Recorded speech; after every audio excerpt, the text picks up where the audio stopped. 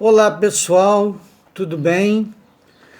Eu estou gravando essa aula aqui para vocês, que é sobre o Reino dos Francos. Bem, como se deu isso? No século V, os francos, eles resolvem invadir a Itália, principalmente porque ela já estava fragilizada. Então, eles dominam a Itália e acabam fazendo uma parceria com a igreja. Nesse processo, vários reis vão ocupando o trono. E esses reis, eles não conseguem dominar os invasores. Eles são chamados de reis indolentes. Consequentemente, dentro de um desses reis, um deles vai se destacar, que é o Carlos Martel. O Carlos Martel, ele vai vencer uma batalha, a Batalha de Poitiers. E com isso, ele ganha ainda mais o respeito e a admiração da Igreja Católica.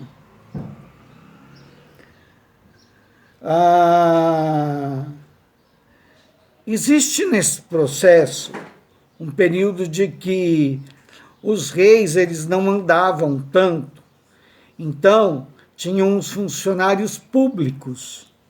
Esses funcionários acabavam tendo mais valor e serem mais ágeis e defensores de Roma do que os próprios reis.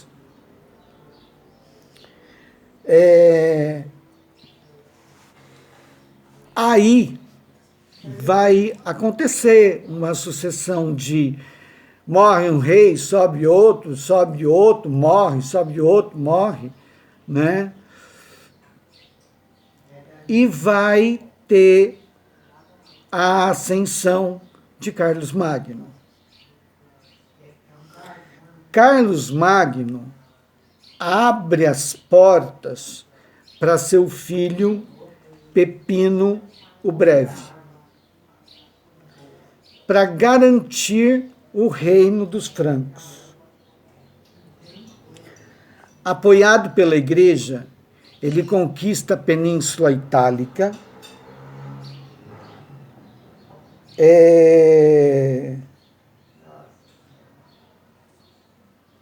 Carlos Magno vai suceder seu pai para manter a unidade dos territórios e a distribuição de terras.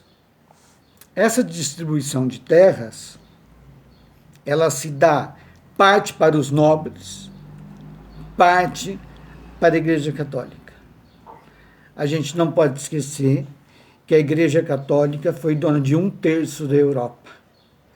E vários reis colaboraram com isso.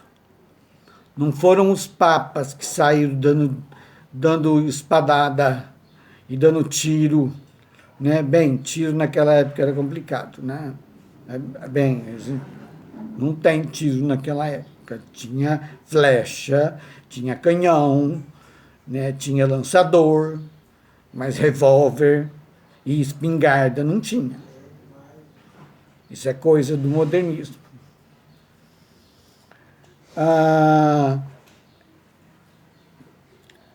Consequentemente, a igreja vai nomear Carlos Magno como imperador de Roma, graças as várias lutas que ele faz e vence.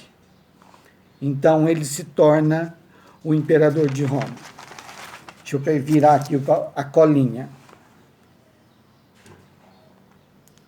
Ele faz uma série de coisas. Ele, com a conquista dos vários territórios, não dá para administrar tudo. Então ele coloca clérigos, ou seja, pessoas da igreja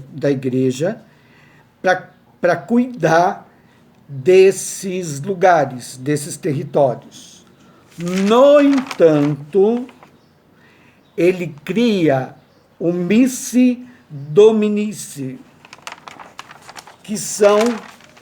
que a tradução é emissários do Senhor. Esses caras têm a total fidelidade com a Igreja Católica. Com a Igreja Católica, não. Total fidelidade com Carlos Magno. É como se eles... Como não? Eles fiscalizavam o que os clérigos faziam nos seus territórios. Carlos Magno foi um rei muito importante, um imperador, né? Ele fez algumas coisas que nenhum outro fez. Ele, do período na vigência dele, teve uma imensa atividade cultural. Sim.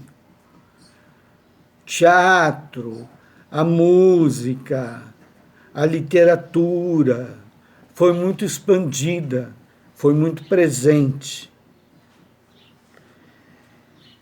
Ele também fundou escolas, mas guarda bem uma coisa: escola daquela época não era igual à escola de hoje.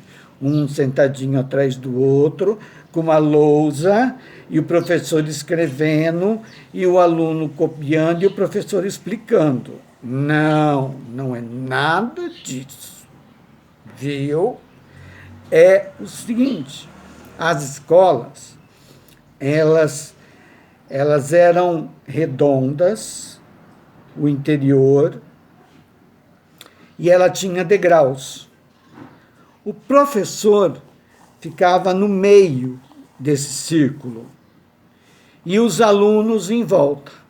E ali ele discutia, falava para os alunos os conteúdos e os alunos assistiam. Tem um filme muito bom que mostra isso, que se chama Em Nome de Deus. Quem puder assistir, por favor.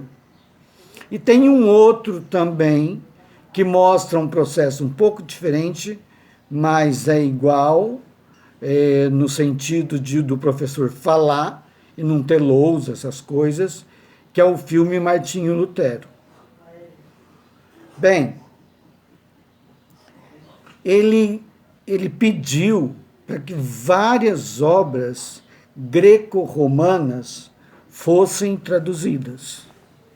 E elas foram traduzidas pelos monges nos mosteiros, e lá elas ficaram, elas não se perderam. Né? E abrindo um adendo aí, sabe por que as obras são copiadas pelos monges? Porque é a função deles. E ela é copiada não numa folha de papel ou folha de papiro. Elas são copiadas em folhas de couro.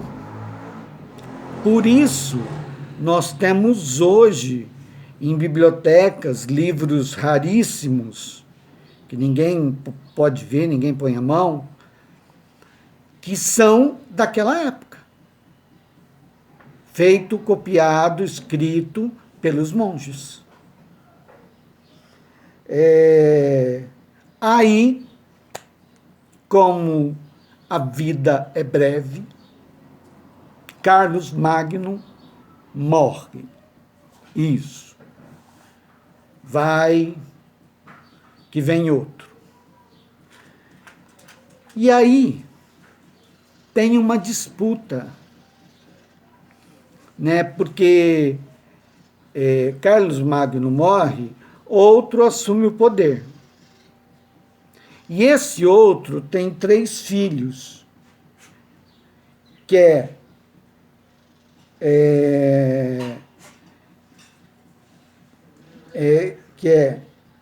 Calvo, né?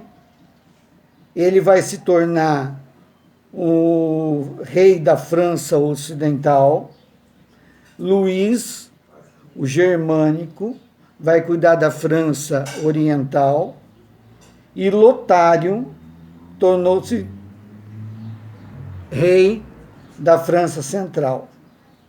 Eles dividem o reino carolíngio, que é isso, o reino dos francos, que é o Império Carolíngio, é chamado de Império Carolíngio, eles dividem em 3. Com isso, fica mais fraco o reino, os reinos.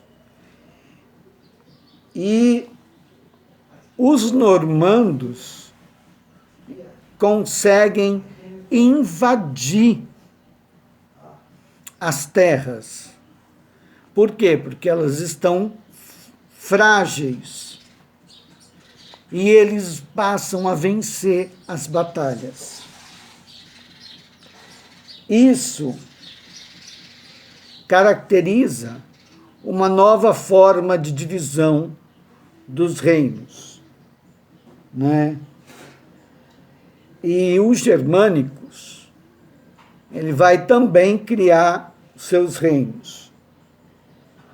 E eles vão colocar duques. Duque da Francônia, Duque da Saxônia, Duque da Baviera e Duque da Suábia.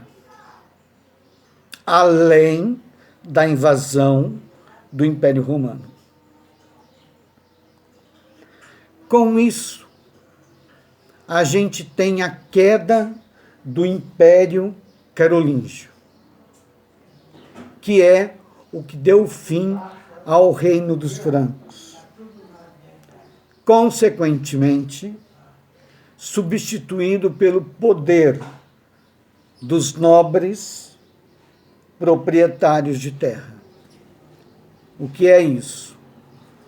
Esses reinos, essas terras, passam a ser de senhores donos de terra, nobres que passam a ocupar.